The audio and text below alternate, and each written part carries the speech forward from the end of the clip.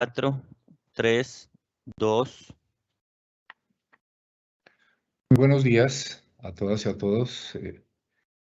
Bienvenidos a esta sexta sesión del cursillo de jurisprudencia de la sección de apelación. La vez pasada, entonces, avanzamos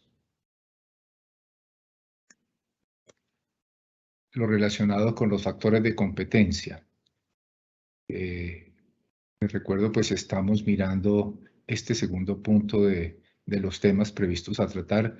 En esto nos hemos demorado un poco más de la cuenta, pero yo creo que son los temas que más recurrentemente han pasado por la sección de apelación y eso justifica precisamente esa demora, digamos, en los temas.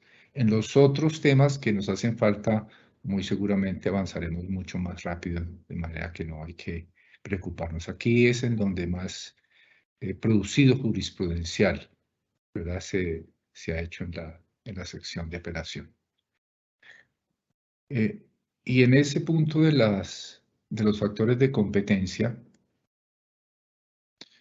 hemos avanzado en el factor personal y estamos mirando el factor temporal y estamos mirando el factor personal. Allí, en la sesión pasada, les indiqué los aspectos generales y algunas particularidades que ya empezamos a mirar y que hoy terminaremos entonces. Tienen que ver con estos aspectos generales. Recuerden la taxatividad de los factores personales. Esto es, hay una tarifa legal establecida para la acreditación del factor personal que están en esta normativa, especialmente los artículos 17 y 22 de la ley 1820. Es lo que allí se diga esencialmente, sin perjuicio de algunas, digamos, excepciones, si se quiere, a esa taxatividad, o un entendimiento amplio, si se quiere, de esa taxatividad que ya alcanzábamos a mencionar. El caso del CODA, lo volvemos a retomar. Igualmente, decíamos que a pesar de lo dicho en las primeras sesiones en relación con el orden de los factores, en donde decíamos cómo, por las razones normativas y pragmáticas, el orden de los factores de competencia por analizar, pues son temporal, personal, material. Y las razones que dimos en su momento, repito, la dificultad que se tiene para cada uno de ellos puede determinar pragmáticamente también el orden de análisis de esos factores. Sin perjuicio de eso, el factor personal, como miraremos hoy, algo mencionamos la vez pasada, se puede ver particularmente afectado el factor personal puede afectar el análisis del orden de esos factores, para facilitar también por razones pragmáticas el trabajo de la JEP. Y algunas particularidades alcanzamos a mencionar y hoy las terminamos, que tienen que ver con precisamente esa taxatividad a las que se refieren esta normativa de la 1820, este certificado que llamamos CODA, que es una manera, ya lo explico nuevamente, la vez pasada algo dije de eso, el problema que hay sobre los que no están acreditados por la Oficina del Alto Comisionado para la Paz. Están enlistados muchas veces porque las FARC enviaron esos nombres, pero se necesita el acto administrativo de certificación, que en ocasiones no está todavía. Entonces ahí se ha presentado una variada jurisprudencia tratando de salirle al paso a esa dificultad probatoria que está a cargo finalmente de la Oficina del Alto Comisionado. El caso de los disidentes, que es una particularidad también que hemos atendido en apelación, el análisis particular del numeral cuarto de esta normativa, que habla de otras evidencias para la acreditación personal, y finalmente me detendré un poco en el análisis de lo que hemos denominado en apelación la conexidad contributiva.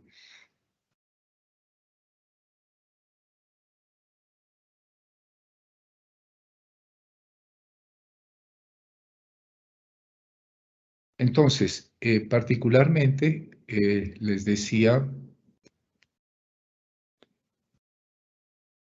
el análisis del factor personal está establecido, o las reglas para la acreditación del factor personal está establecido especialmente en estas dos normas de la Ley 1820.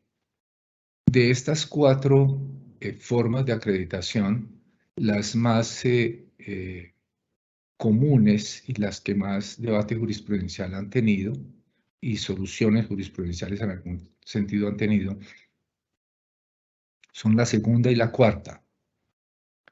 Esta, que es normalmente por donde se empieza ese análisis del factor personal, que la persona esté enlistada y aceptado como miembro acreditado. Entonces, enlistado y acreditado por la Oficina del Alto Comisionado.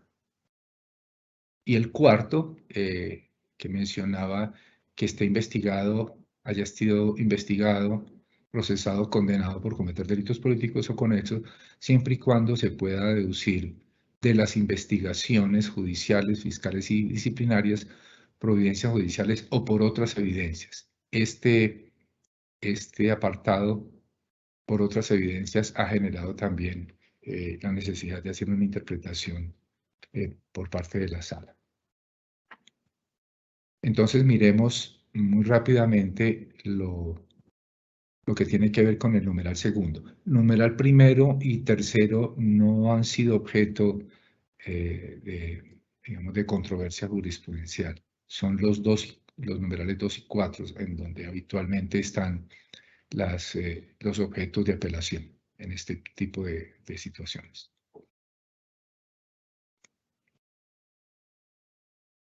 Este numeral 2, como les decía antes y la vez pasada lo alcanzamos a mencionar, trae entonces que debe estar enlistado y acreditado. Y entonces nos encontramos con una situación especial que fue la relacionada con unos acreditados mediante este certificado CODA, este certificado del Comité Operativo para Dejación de Armas que existe desde antes del 2016, desde antes del acuerdo de paz con las FARC, en donde el gobierno y gobiernos anteriores, por supuesto, han querido que las FARC se desmovilicen y la guerrilla en general se desmovilice en términos individuales. Entonces, a través de este comité operativo de dejación de armas que se incentivaba y se incentiva todavía a los guerrilleros a que dejen las armas, se les expide un certificado por este comité que se ha llamado coloquialmente el certificado CODA, por las siglas del Comité Operativo de Dejación de Armas.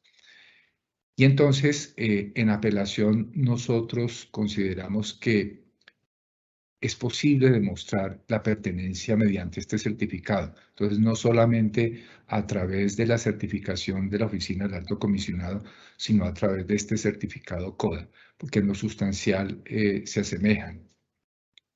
Esto no quiere decir, sin embargo, que el hecho de estar acreditado CODA o el hecho, lo mismo que la certificación del alto comisionado, pues, digamos, inmediatamente le dé gracia para los beneficios, ¿verdad? Porque a continuación debe acreditarse si tiene relación con el conflicto. Y en este caso del certificado CODA, con mucha frecuencia, por ejemplo, nos encontramos con que a pesar de haber sido certificado en determinada época, el delito por el que se encuentra detenido y por el cual está pidiendo beneficios es cometido con posterioridad a la fecha de la certificación CODA.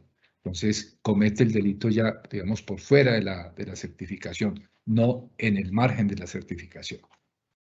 Entonces, que se parece mucho un poco a la comisión de delitos por fuera del ámbito temporal.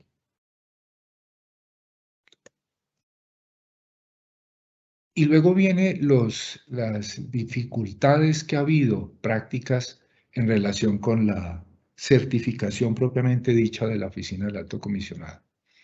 Y entonces se ha ido haciendo jurisprudencia de a poco en función de las distintas vaivenes probatorios que se han tenido con la Oficina del Alto Comisionado. Por ejemplo, en una de las primeras decisiones, este auto 13, se acreditó que la persona estaba enlistada, pero no estaba certificada por la Oficina del Alto Comisionado. En esa ocasión temprana se denegó la solicitud porque no estaría acreditado entonces el factor personal y se exhortó a la Oficina del Alto Comisionado. Estos son ejemplos porque esto ocurrió en distintos autos. Se exhorta para que ellos aceleren, lo cual no, digamos, no evita, como se aclaró en este otro auto posterior, la posibilidad de volver a presentar. Por supuesto, si luego o con ocasión del exhorto o simplemente por la dinámica de trabajo de la Oficina del Alto Comisionado para la Paz, aparece la certificación, pues por supuesto se puede volver a presentar.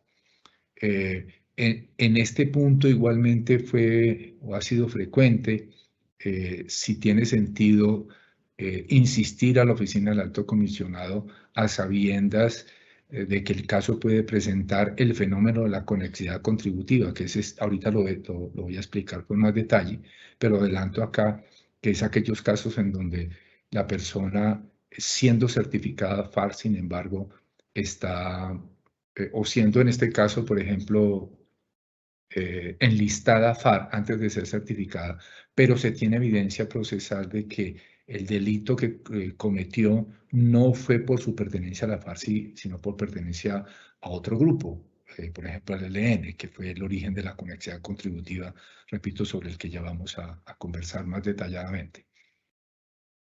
En estos otros autos, 422, 522, más recientes, entonces se decidió suspender términos porque en alguna oportunidad se pidió la prueba directamente y eso pues se demoró todo el tiempo del mundo, no hay términos precisos para el efecto, entonces pues había una, digamos, afectación del trámite procesal del solicitante mismo y allí entonces se decidió suspender los términos para conceder a la Oficina del Alto Comisionado un plazo determinado, si fuera, digamos, para acelerar un poco el trámite. Y finalmente, en otras oportunidades, que es como una salida que muestra esta alteración de las que les hacía mención antes, la alteración del orden de los factores, es que se ha analizado el factor material. Entonces, por ejemplo,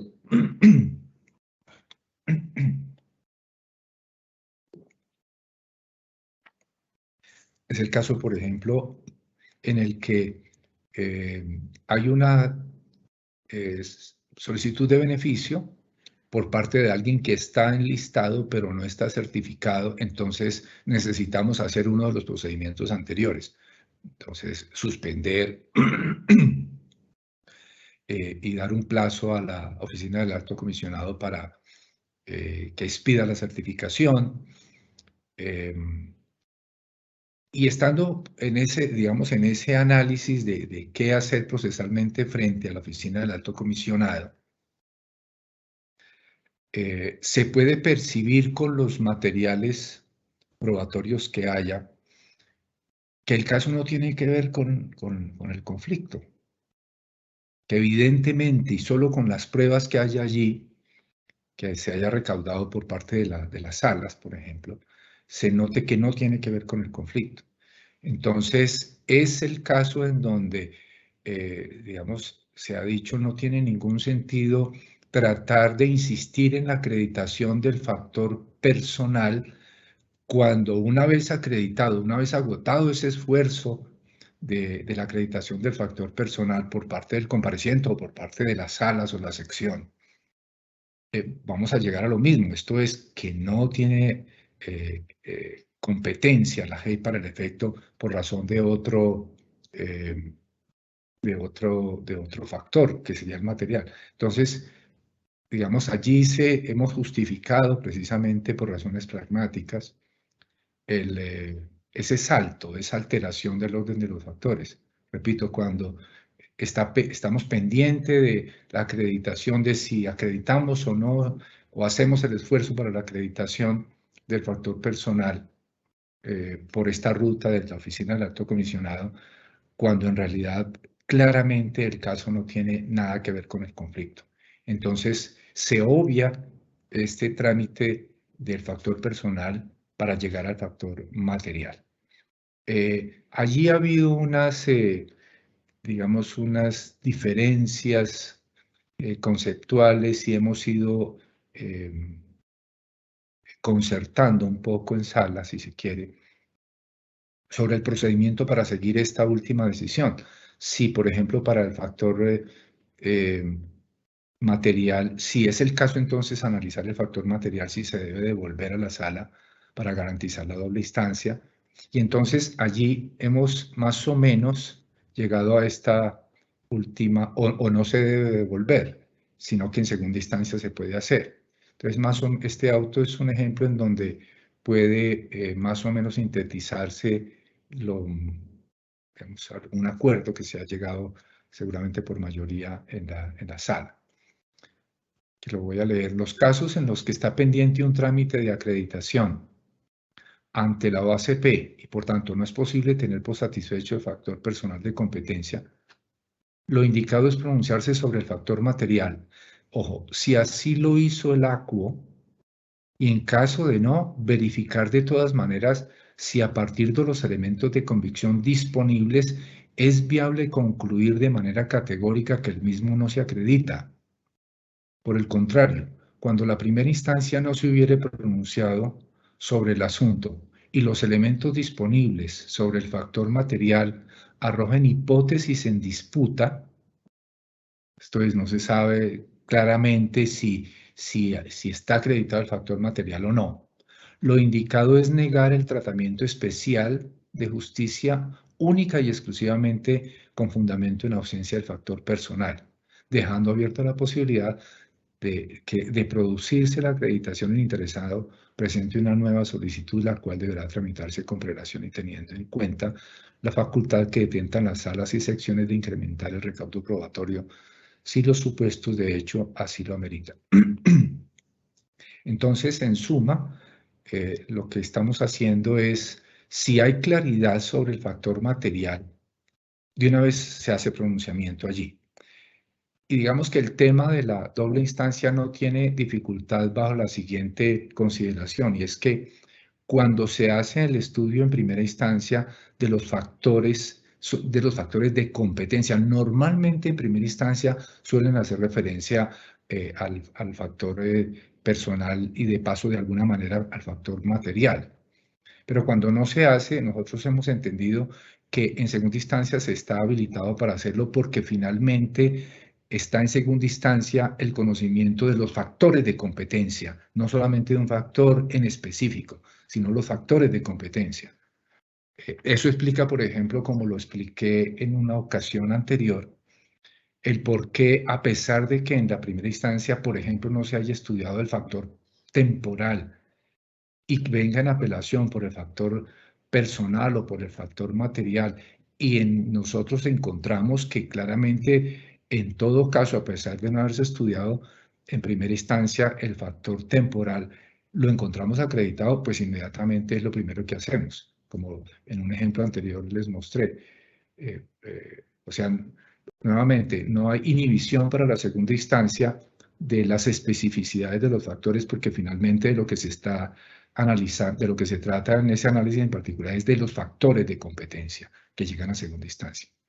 Pero en todo caso, entonces, eso es lo que ocurre cuando es claro en este punto que el factor material es evidente a primera vista, ¿verdad? Y que se puede ver. Entonces, obviamos el trámite ante la oficina del alto comisionado para la acreditación personal y de una vez entramos en el material, porque igualmente una vez que llegue, después de no sé cuántos meses, 3 meses, 6 meses, a veces mucho más tiempo, que llegue el certificado,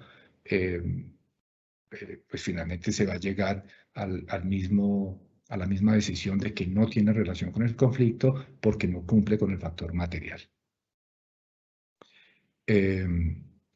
Ahora, si hay dudas, que es un poco la segunda parte de esta síntesis del auto, el 786, pues porque hay hipótesis alternativas de que sí tiene relación, como miraremos, que espero hoy, es la parte más difícil del análisis, porque es el más ambiguo, las denominaciones más ambiguas sobre la relación con el conflicto, directa, indirecta, etc. Entonces, si hay al menos una hipótesis que disputa la hipótesis de que no hay relación con el conflicto, pues entonces ahí sí hay que devolver, negarlo, como decimos acá, se niega solamente por el personal y ahí sí se devuelve para efecto de que si hay una nueva solicitud, pues se tramite con base en las pruebas que aporte o con las pruebas que oficiosamente se puedan igualmente decretar.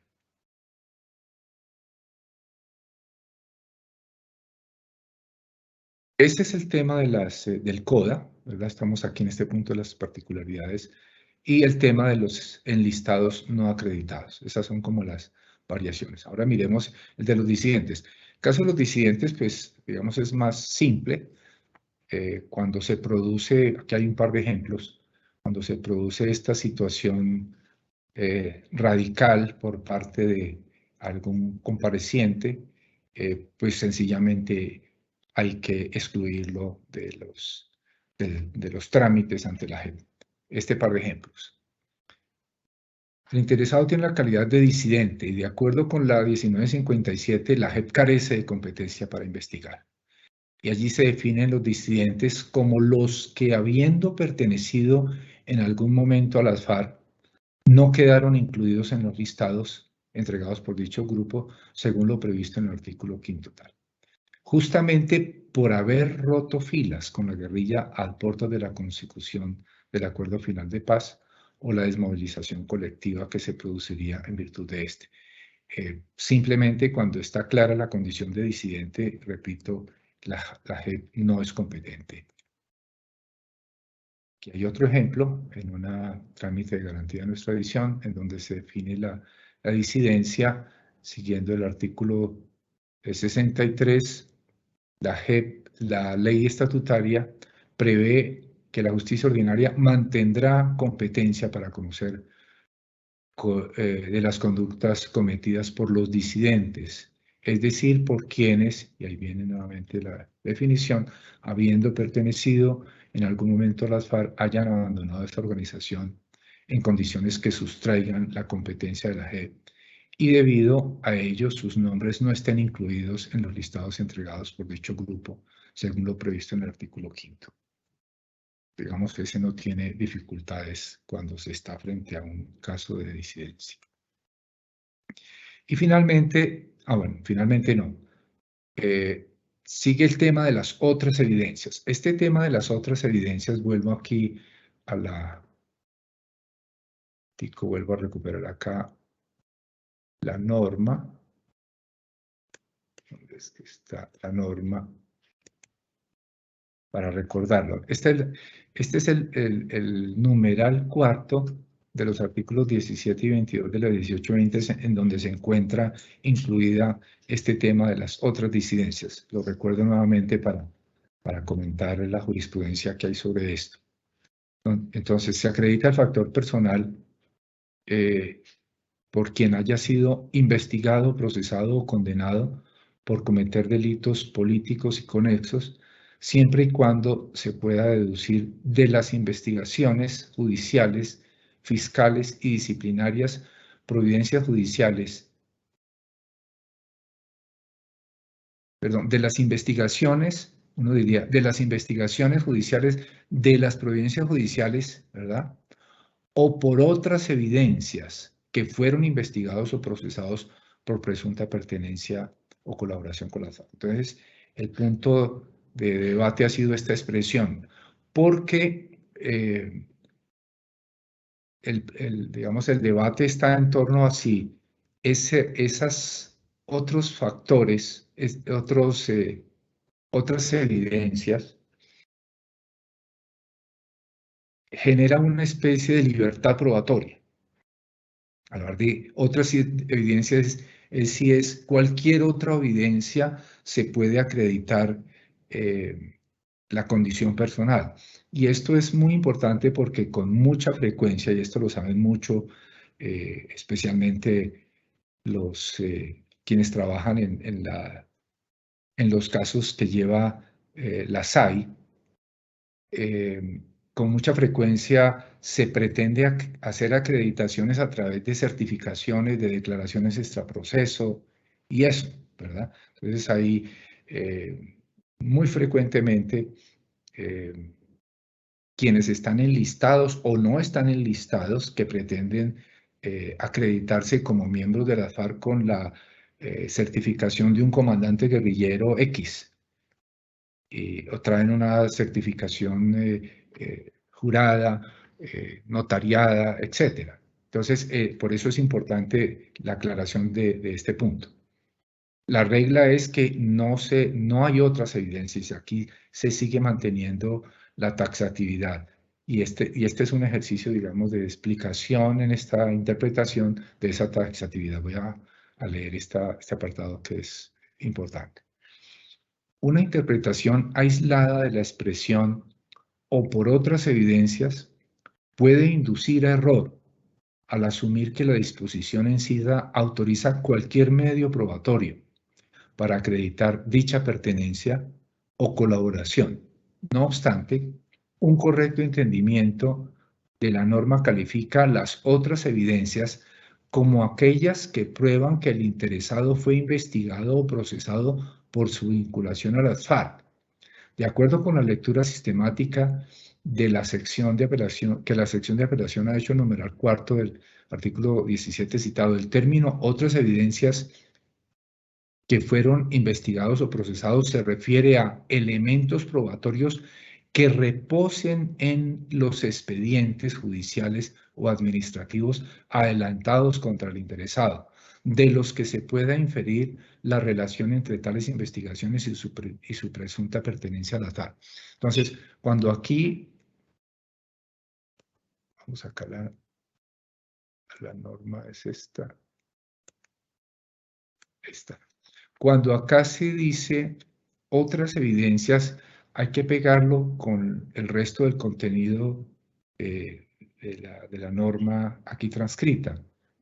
Esto es, se trata de acreditar si hay un investigado, procesado o condenado por estos delitos políticos o conexos, y esa condena, investigación o proceso se pueda inferir de investigaciones judiciales, fiscales o disciplinarias, de las providencias judiciales correspondientes a esas investigaciones judiciales, fiscales o disciplinarias, y de otras evidencias que estén en esas investigaciones judiciales, fiscales o disciplinarias. Eso es lo que quiere decir ese auto que acabo de mencionar. No es una evidencia por fuera de esto, sino que están atadas al proceso judicial, al proceso penal, por ejemplo, al proceso fiscal o al proceso disciplinario. Tienen que estar necesariamente atados, no son otras pruebas, otras evidencias, como dice la regla acá, sino otras distintas a las providencias judiciales. Entonces, por ejemplo, que a través de no tenemos una providencia judicial que nos indique claramente que alguien está investigado, por ejemplo, por un delito político o conexo, pero sí tenemos, por ejemplo, una indagatoria, que no es una providencia judicial en estricto sentido, sino, como se sabe, un medio de defensa judicial.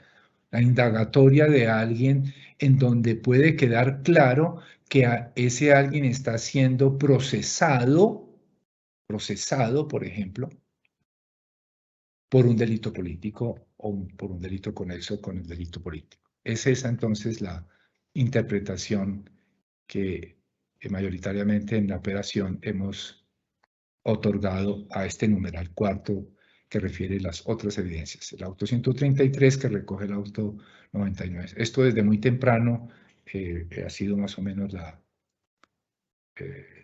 regla en la sala, en la sección de apelación. Y finalmente, ahora sí tenemos el caso de la conexidad contributiva.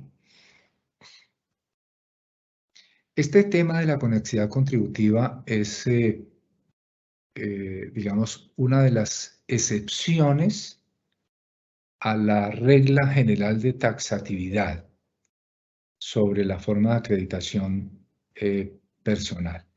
¿Y qué es lo que ocurre con la conexidad contributiva? Les cuento un poco el origen de la figura. Esto apareció muy temprano en la jurisprudencia de la SAC con ocasión de una apelación en donde un acreditado FARC, ese es un primer punto que hay que tener muy claro en este análisis del factor de la conexidad contributiva, para entender adecuadamente la conexidad contributiva. Se trata de acreditados FARC, ¿verdad? O sea, está acreditado el factor personal, si se quiere. Por eso digo que aquí esto es una excepción a ese factor personal. Se trató, para contar la historia, de un acreditado FARC que cometió un delito de secuestro, o sea, un delito típicamente relacionado con el conflicto. Por allá en el Huila, me parece, en el 2013 más o menos, o sea, factor temporal, sin problema, cometió un secuestro, ese acreditado FARC cometió un secuestro, pero de acuerdo con la investigación penal, ese secuestro lo cometió no como miembro de las FARC, ni para las FARC, sino como miembro del ELN. A eso nos llevó entonces, esa situación nos llevó a la reflexión siguiente, porque en primera instancia, digamos, no irracionalmente, se llegó a la conclusión de que había relación con el conflicto. Claro, uno mira ese tipo de situación, secuestro, el contexto, etcétera, y digamos el problema no es si hay o no relación con el conflicto, pero teníamos el problema de tener aquí entonces, porque era de los primeros, esto se produjo, como les mostraré ahora, en el auto 16, o sea, los primeros autos del año 2018 que produjo la sección de apelación. Y entonces quedaba esa situación extraña en la que había un miembro del ELN pidiendo pista, por así decir, en la JEP, cuando está dispuesto que la competencia nuestra está para grupos armados que hayan suscrito un acuerdo de paz, en este caso concreto, como sabemos, con las FARC. Y entonces, eso me parece a mí que pudo llevar al análisis en la sala a considerar que, claro, este señor no podría entrar, pero la manera de decirle que no podía entrar es diciendo que no había relación con el conflicto, pero sonaba muy raro que no hubiera relación con el conflicto. La sala en su momento dijo, no, es un conflicto con las FARC. Pero ahí eso es un debate más grueso de si el conflicto, cuando hablamos de conflicto interno, es un conflicto con las FARC o como dice el 6CR, que son 5 conflictos, o como decimos en la sección de apelación, es un solo conflicto. Pero ese debate no quisiera plantearlo, pero yo creo que está en la base de la reflexión que pudo tomar la SAI. Y entonces nosotros dijimos, no, si hay relación con el conflicto armado está ahí presente. El conflicto armado está presente en el tipo de delito, la manera de realizarse, que se hizo para un grupo armado, que era el ELN, pero pues ese ELN no está metido en la competencia de la JEP. Y entonces ahí es donde fue necesario, por así decir, mirar una especificidad. Algo estaba pasando en relación con el factor personal. Y es un señor que con ocasión de esta degradación que ha tenido, o distintas formas y maneras de degradación de la guerra que ha tenido el país, este señor entonces no solamente fungía como guerrillero de las FARC formalmente, sino también podía ser guerrillero de otro grupo, como el ELN, o como fuimos encontrando poco a poco, pues habían no solamente guerrilleros en el ELN, sino guerrilleros de las FARC en el ELN, sino guerrilleros de las FARC también en bandas delincuenciales que no eran organizaciones armadas tipo ELN, sino en otros grupos armados organizados tipo bandas delincuenciales. O sea, una suerte de mercenarios, lo que aparece allí. Y entonces eso nos llevó a sugerir esta expresión. Y es que, o la expresión surge a partir de la consideración según la cual esta persona que es guerrillero certificado FARC, sin embargo, con su actuación en el caso específico por el cual está pidiendo un beneficio, en ese caso específico, con esa actividad no contribuyó al grupo guerrillero al que formalmente estaría perteneciendo, que es la FARC. Su contribución fue a otro grupo distinto, en este caso concreto, al ELN. Por eso entonces dijimos, se necesita además de tener, digamos, la pertenencia formal, que es esa pertenencia formal, la actividad que haga esté contribuyendo al grupo al que pertenece. Al grupo al que pertenece formalmente.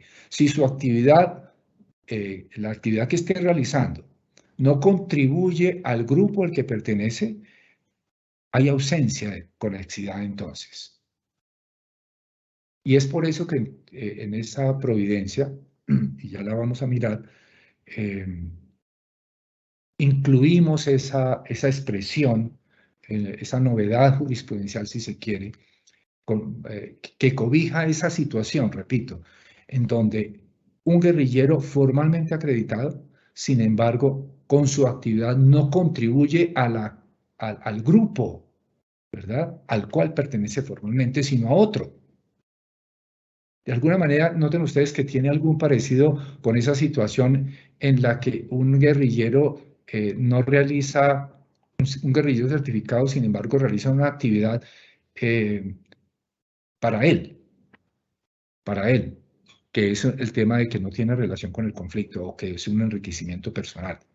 Pero aquí estamos pensando es en la contribución con el grupo, si hay conexidad con el grupo respecto a la actividad que está realizando. Esta providencia, que ya la miraremos, que es la inaugural, ha sido reiterada y ha ido, digamos,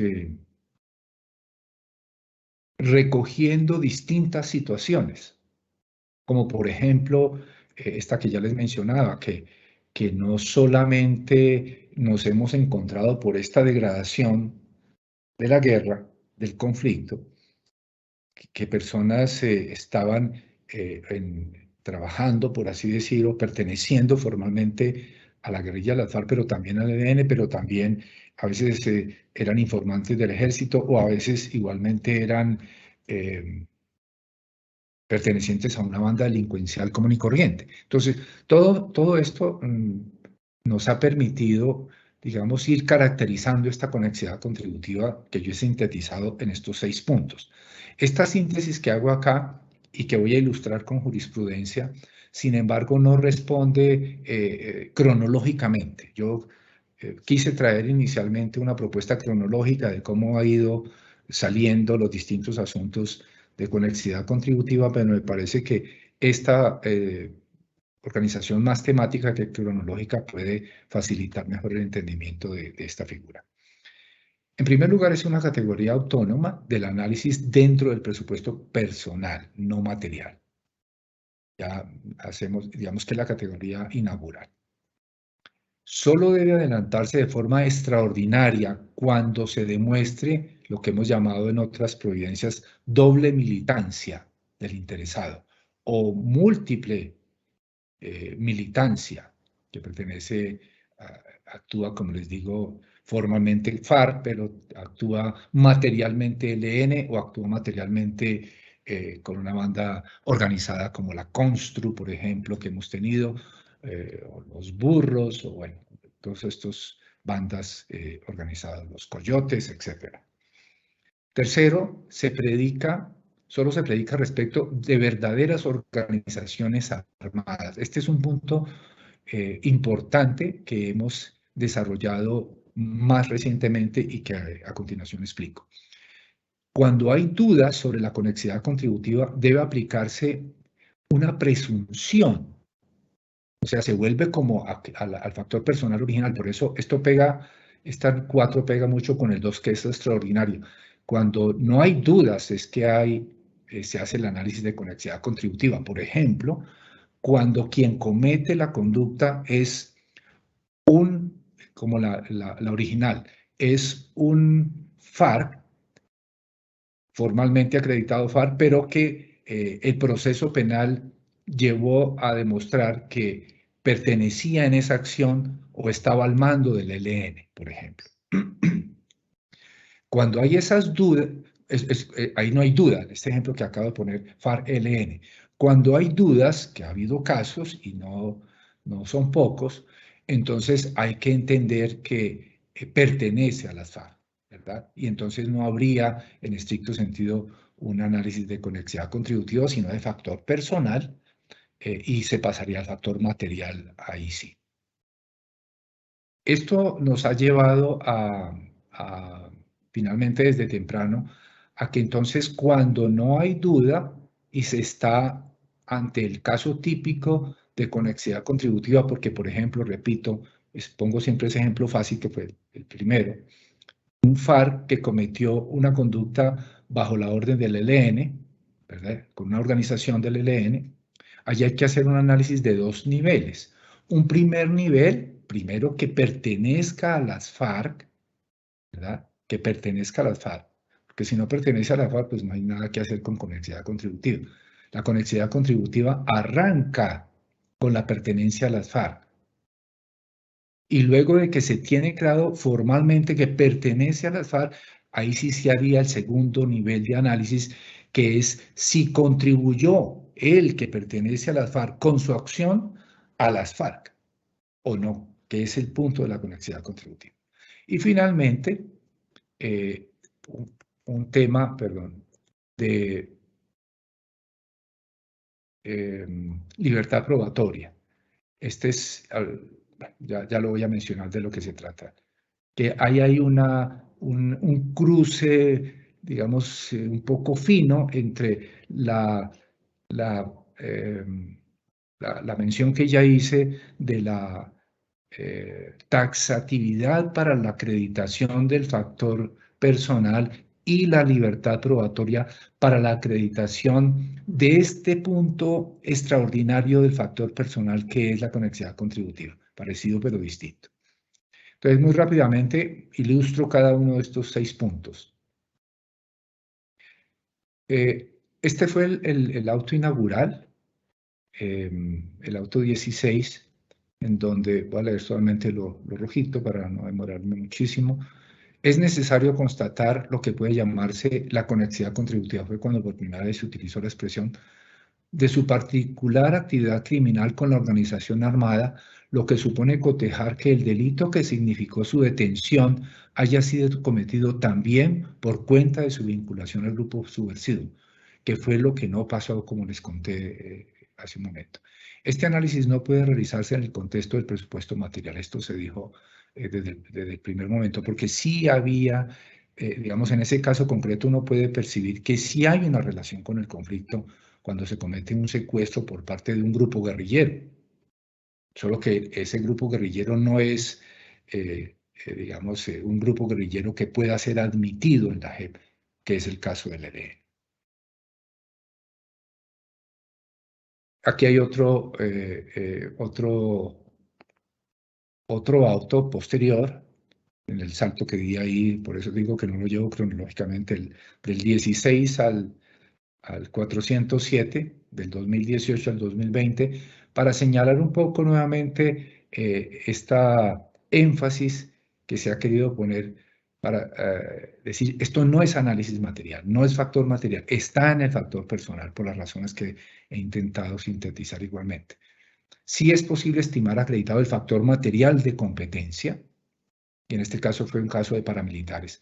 La SA ha reconocido la participación de los grupos paramilitares como actores del conflicto armado no internacional, el CANI. Lo que pasa es que en este caso se cometían crímenes para las autodefensas de Puerto López. En ese sentido, la SA evidencia un caso de doble militancia entre la antigua guerrilla y un grupo criminal al servicio de paramilitares. Entonces, este señor estaba no solamente acreditado FARC, sino que la conducta específica fue cometida al mando de los paramilitares. Se da la doble militancia, se da en consecuencia la conexidad contributiva. Y no es un tema de que no haya relación con el conflicto. Claro, los paramilitares y ese tipo de actividades están involucrados en conflicto armado, en actividades como las que en este tipo de casos se cometieron. Pero no, para insistir nuevamente, no es un problema de factor material, relación o no con el conflicto, de eso no hay duda, sino que ahí es donde hay ese tipo de salto nuevamente del factor, del orden de los factores para podernos devolver inmediatamente y decir, pero hay relación con el conflicto, pero este sujeto no puede estar acá. Nuevamente como el caso de los guerrilleros del ELN, o este caso, el caso de los paramilitares combatientes, ¿no? Ya la situación de los paramilitares, como saben, de acuerdo con la normativa que nos rige, hay ciertos paramilitares que sí podrían estar, aquellos financiadores, organizadores de grupos paramilitares. Ahí hay una diferencia muy sutil que con ocasión de otro análisis más adelante volveremos sobre él. Lo he querido dejar para ese momento. Perdón. Luego aquí está el ejemplo de una jurisprudencia del 125, sentencia 125, una amnistía que muestra el carácter extraordinario. Su aplicación solo corresponde en casos en donde existan evidencias o información que demuestre una presunta doble militancia por parte del interesado o que el juez ordinario haya atribuido la comisión de la conducta bajo estudio a la pertenencia a otro grupo o organización armada. O sea, esta conexidad contributiva no es la regla, es la excepción y debe hacerse cuando al rompe se muestra que efectivamente, nuevamente, es un paramilitar, es un guerrillero FARC acreditado, pero cometió un delito como paramilitar, cometió un delito como guerrillero del ELN. Aquí hay un ejemplo de múltiple militancia. Este personaje acreditado por la OACP pertenecía en ocasiones al ELN para cometer ciertas conductas o pertenecía a una banda delincuencial conocida como los Monos. ¿Verdad? Esto es auto 785.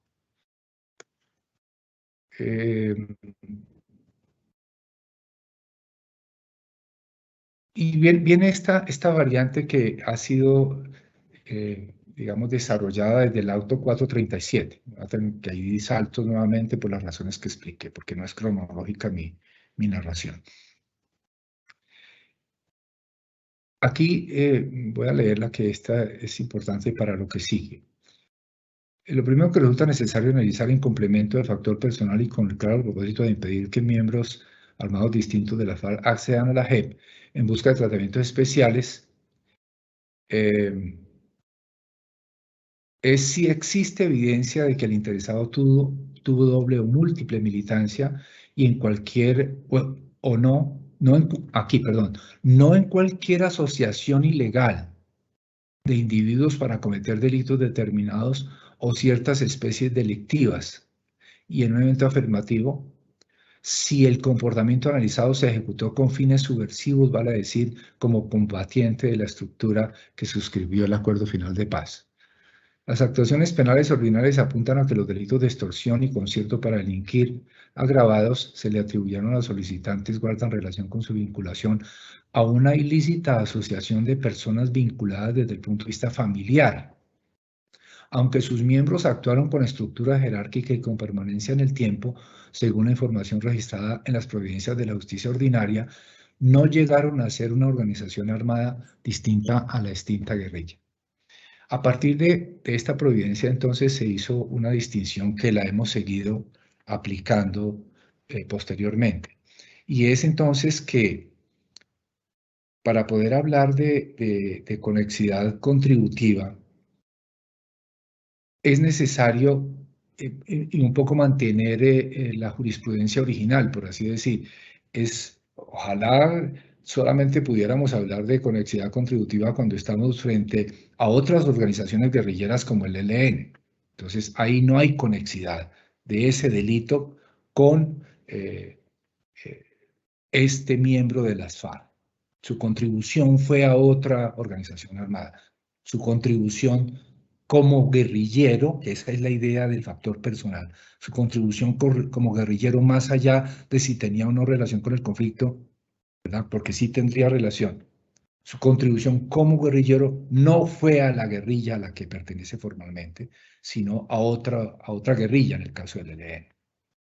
Ojalá fuera así de simple, pero como les digo, nos fuimos encontrando con que no solamente estas personas certificadas FARC trabajaban para otra guerrilla como el ELN, sino para otras organizaciones. Pero entonces ahí fue necesario distinguir, bueno, si estas, ¿cuáles otras organizaciones? Porque uno puede hacer ciertos conciertos para delinquir muy ad hoc, y eso hay muchos casos, en donde un guerrillero certificado simplemente o roba para sí mismo, o se asocia con otros tres personajes y hacen un atraco y se acabó.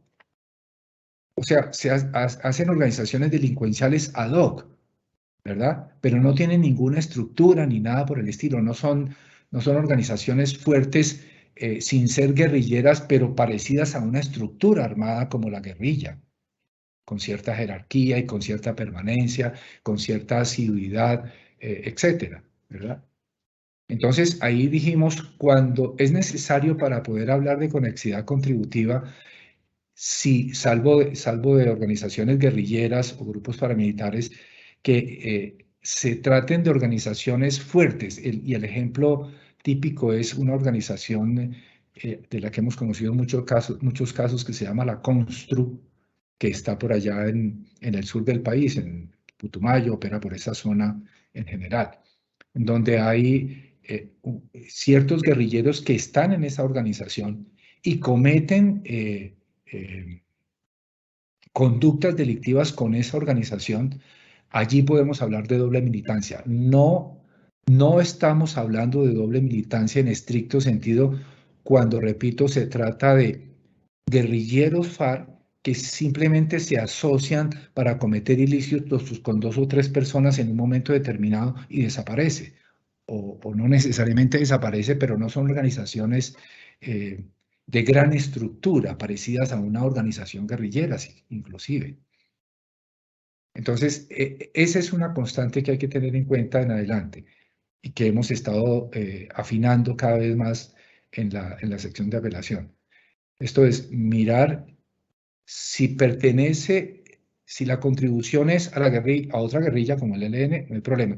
Si hay una contribución a otro grupo armado, hay que mirar si ese otro grupo armado en realidad tiene una estructura importante, significativa para ser calificado como tal, como un grupo armado organizado. Si no lo es, sino que es simplemente una organización ad hoc, una banda muy, digamos, importante para la comisión del delito, pero insignificante en términos de estructura como tal, ¿verdad? Ahí no estamos hablando en esos casos específicos de, llamémoslas así, bandas ad hoc. No estaríamos hablando de conexidad contributiva, sino simplemente estaríamos hablando de factor personal y pasamos al factor material, ahí sí. Estaríamos hablando de conexidad contributiva tipo doble militancia cuando estamos frente a verdaderas organizaciones criminales. Esa es como la distinción que adicionalmente hay que tener en cuenta. Hay un caso interesante que sacamos que es el caso Monguí, lo recuerdo muy bien porque dio un resultado totalmente distinto al esperado. El auto 70 y luego otro auto posterior. Y es un guerrillero FARC que sin embargo trabajaba en una banda que se llamaba Los Burros, una banda organizada dedicada al hurto de hidrocarburos, por acá por la Sabana. Creo que era Los Burros que se llamaba. Y esa banda, digamos, era una banda que frecuentemente estaba haciendo eso y tenía una estructura impresionante para la realización de esa conducta delictiva. Y este guerrillero de apellido Monguí se metió a esa banda y entonces inicialmente le negamos la libertad condicionada porque pues precisamente por esto no tenía que ver su actividad inicialmente y con las pruebas que había, no tenía que ver con la actividad guerrillera. Se estaba con esta banda de los burros. Pero luego con ocasión del mismo dicho del Señor, avanzando digamos, del beneficio provisional al beneficio definitivo, que era la solicitud de amnistía, recaudando más pruebas, se recaudaron más pruebas, testimonios, etcétera, se llegó a la conclusión de que esta persona había ido a esta banda para aprender el oficio. Estaba más o menos infiltrado en la banda, por así decir, para aprender el oficio y llevar ese aprendizaje a su guerrilla a la que pertenecía. Y en consecuencia, fíjense, inicialmente creíamos que no pertenecía esa actividad para el beneficio de la guerrilla, entonces no habría conexidad contributiva en un momento sobre el que hablaremos más adelante sobre los niveles y los estándares probatorios de cada momento procesal. Pero después, al final, al momento definitivo, que era el del beneficio de amnistía, quedó demostrado que efectivamente esta persona se metió en esta banda y esa banda, de alguna manera, su actividad contribuía para el beneficio de la guerrilla a la que pertenecía. Este es un caso muy excepcional e interesante de analizar. Ya mencionaba entonces que cuando hay dudas, en este auto 127 se estableció una presunción legal que se define de la siguiente manera. Es razonable asumir de antemano que a falta de pruebas que demuestren lo contrario, los hechos del conflicto atribuidos a miembros de la FARC acreditados por la OACP se entienden cometidos en su condición de tales. Entonces, esta es la duda en favor del cumplimiento del factor personal. En suma, es lo que se quiere señalar allí. Y ya cerrando este análisis de la conexidad contributiva, entonces, esto se hizo desde muy temprano también, ¿verdad? Desde el auto 115, pero lo quise dejar de último para señalar que cuando no hay duda, entonces lo que se hace es un análisis en dos niveles. El primero es revisar efectivamente si está enlistado, ¿verdad? O mejor, si acredita, ya vemos por qué, ya diré por qué este punto de si está enlistado, si acredita con alguno de los requisitos establecidos en el 17, 22 y 29, la otra norma que me hacía falta. Revisar que efectivamente sea un acreditado FAR, ¿verdad? Y luego viene un segundo paso, y ese segundo paso es analizar ahora sí si ese acreditado, la conducta que realizó, la hizo para la organización que lo acreditó, para que no se vea que le está haciendo conejo, por así decir, tanto la organización como a la propia JEP. Dice, yo soy FAR, pero entonces tengo licencia para hacer lo que quiera, más o menos. No, usted es FAR y los beneficios son si lo que hizo fue para la organización que lo acreditó. ¿De acuerdo? Ese es un poco, digamos, los dos niveles a los que quiero hacer referencia. Aquí dejen este azulito algo para separar nuevamente este tema con el factor material. Se pasa al factor material cuando se ha avanzado en los dos niveles de análisis. Primer nivel de análisis está acreditado, segundo nivel de análisis, ese acreditado contribuyó con su actividad delictiva a su organización. Si eso es así, ahí sí entonces se entra a ver si esa actividad con la que él contribuyó efectivamente tiene relación con el conflicto, sí o no, o estos otros avances de la relación con el conflicto. Recuerden que después de, como miraremos un poco más adelante, ya no se alcanzó. En la relación con el conflicto no solamente es analizar con causa, con ocasión, relación directa e indirecta, sino también este tema del beneficio personal, que también va después de la relación con el conflicto.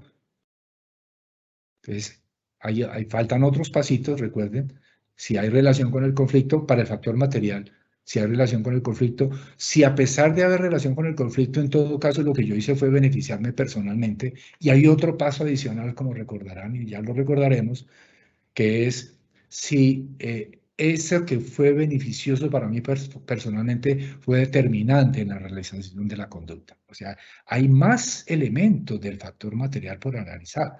Por eso es por lo que este factor, este punto de la conexidad contributiva no debe meterse con el factor material, porque si no quedarían muchos otros más aspectos del análisis del factor material por analizar, camuflados con el tema de conexidad contributiva. ¿No? Conexidad contributiva se queda y se debe quedar es en el factor personal. Y finalmente, el punto sexto que quería mencionar sobre esta conexidad contributiva es la libertad probatoria. ¿Cuál es la diferencia con la taxatividad probatoria y la tarifa legal? Hemos dicho que para la acreditación del factor personal tipo OACP es lo que diga la OACP y no de otras maneras. Y por eso es por lo que tanto en la sección de apelación como en las salas, por supuesto, y particularmente en las SAI, siempre que se ha querido acreditar, reemplazar, por así decir, el certificado OACP por entrevistas, declaraciones u otro tipo de certificaciones, se ha dicho que no son medios de prueba conducentes para el análisis del factor personal de competencia. Y eso es cierto. Pero ojo, ello es cierto para el análisis común del presupuesto competencial en cuestión. Esto es para el primer paso al que hice referencia. Sin embargo, en tratándose del análisis excepcional, esto es el segundo paso de conexidad contributiva, estos elementos pueden servir, no carecen por completo de actitud demostrativa. O sea, la conexidad contributiva sí tiene libertad probatoria en suma.